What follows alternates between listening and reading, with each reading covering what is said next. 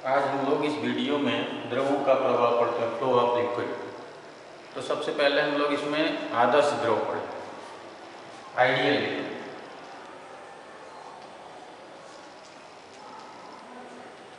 तो आदर्श द्रव सिंपल से डेफिनेशन है, आदर्श द्रव वह द्रव होता है जो आस्यान होता है और असंपीड होता है, यानी आस्यान एवं असंपीड द्रव को आदर्श द्रव कहते हैं। तो ये है आदर्श द्रव की डेफिनेशन, कह लीजिए। अब इसमें आस्यान और असंपीड जो वर्ड यूज किए गए उसका मतलब समझिए। आस्यान का क्या मतलब है? आस्यान का मतलब ये है कि जब द्रव कभी भी किसी नली में या किसी जैसे नदी वगैरह में बहता है तो विभिन्न परतों में बढ़ जाता है। तो जो धरातल के जैसे जमीन के संपर्क वाली जो परत होती है उसका वेग सबसे कम और उसके ऊपर वाली परतों का वेग अधिक होता है। तो ये दोनों परतें एक दूसरे की गति का विरोध करती हैं और इस कारण इन परतों के बीच में घर्षण बल उत्पन्न हो जाता है, उसी को बोलते हैं श्यान बल। तो यदि विभिन्न परतों, जब द्रव प्रवाहित हो और उसकी विभिन्न परतों के बीच कोई घर्षण बल न लग रहा हो तो ऐसे उस द्रव को कहते हैं आस्यान द्रव। तो ये आस्यान का मतलब है। अब असंपीड का मतलब समझिए।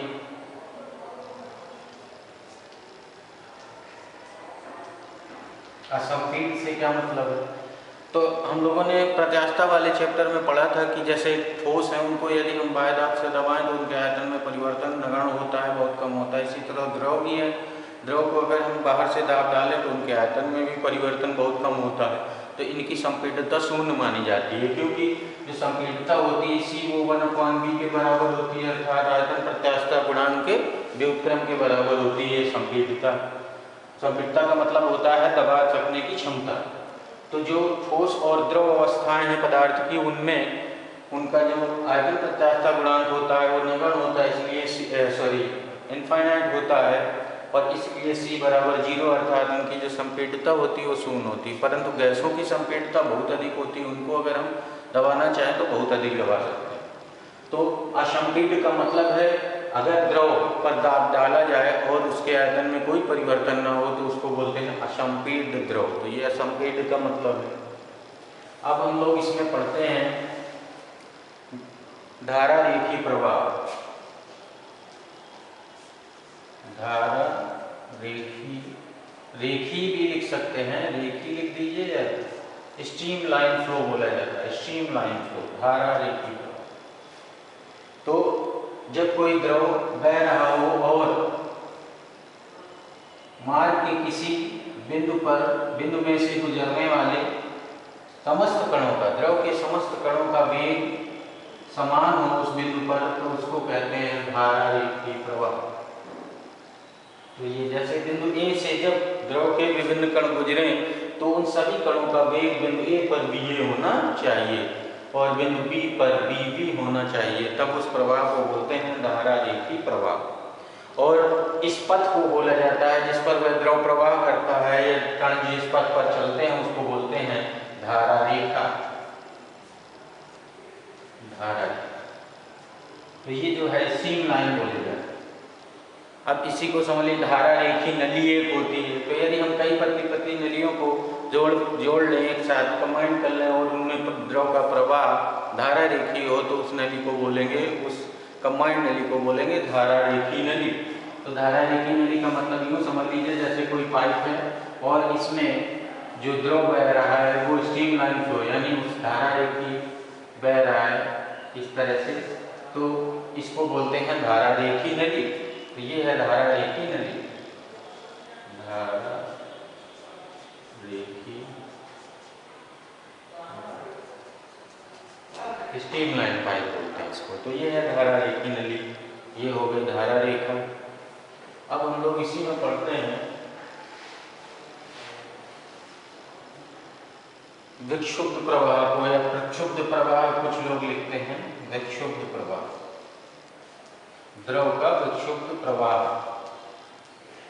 Turbulent flow, turbulent flow of liquid बोला जाता है, टर्बुलेंट फ्लो ऑफ लिक्विड। तो ये देखा गया कि जब द्रव किसी नली में बहता है, यदि उसका वेग एक निश्चित वेग से अधिक हो जाता है तो द्रव धारा रेखी प्रवाह में न बहकर टेढ़े मेढ़े तरीके से बहता है, अर्थात उसमें भंवर उत्पन्न हो जाते हैं, भंवर धाराएं उत्पन्न हो जाती हैं, तब उस प्रवाह को बोलते हैं विक्षुब्ध प्रवाह। तो ये है विक्षुब्ध प्रवाह। यदि द्रव का वेग एक निश्चित वेग से अधिक हो जाता है तो द्रव स्ट्रीमलाइन फ्लो यानी धारा रेखीय प्रवाह में न बहकर टेढ़ा मेढ़ा बहता है और उसमें भंवर धाराएं उत्पन्न हो जाती हैं। उस प्रवाह को बोलते हैं विक्षुब्ध प्रवाह। और द्रव के उस अधिकतम वेग को जिसके बाद प्रवाह धारा रेखीय न रहकर विक्षुब्ध हो जाता है उसको कहते हैं द्रव का क्रांतिक वेग।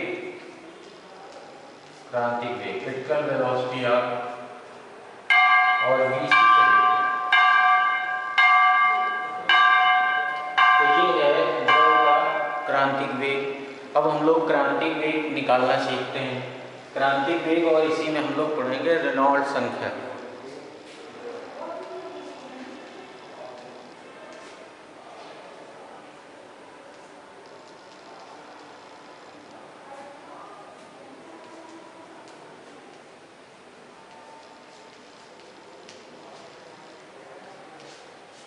इसी में हम लोग रेनॉल्ड्स संख्या पढ़ते हैं क्रांतिक वेग के साथ। तो ये देखा गया कि जब द्रव का प्रवाह एक निश्चित वेग से अधिक हो जाता है तो प्रवाह उसका धारा रेखीय न रहकर विक्षुब्ध हो जाता है। तो वह अधिकतम वेग निकालते हैं जिसको हम क्रांतिक वेग कहते हैं, जिसके बाद धारा रेखीय प्रवाह न रहकर विक्षुब्ध हो जाता है। तो ये देखा गया कि जो क्रांतिक वेग है किसी द्रव का वह प्रोपोर्शनल होता है द्रव की श्यानता गुणांक के और द्रव के घनत्व के और जिस नली में बह रहा होता है उस नली के व्यास के। तीन राशियों पर निर्भर करता है क्रांतिक वेग। ईटा को श्यानता गुणांक बोलते हैं द्रव का, रो घनत्व द्रव का घनत्व बोला जाता है और टी जो है वो जिस नली में द्रव प्रवाहित हो रहा होता है बह रहा होता है उसका व्यास। अब इसी को हम लोग VC का फार्मूला प्राप्त करने के लिए यानी क्रांतिक वेग का सूत्र प्राप्त करने के लिए हम लोग विमीय विश्लेषण करते हैं यानी विमाओं के उपयोग द्वारा निकालते हैं। तो A और B और C तीन पावर इस पर लगा लेते हैं, माना कि VC का मान इन पर निर्भर करता है। इसके बाद एक नया कांस्टेंट लगा दिया जाता है जिसको कहते हैं रेनॉल्ड्स संख्या।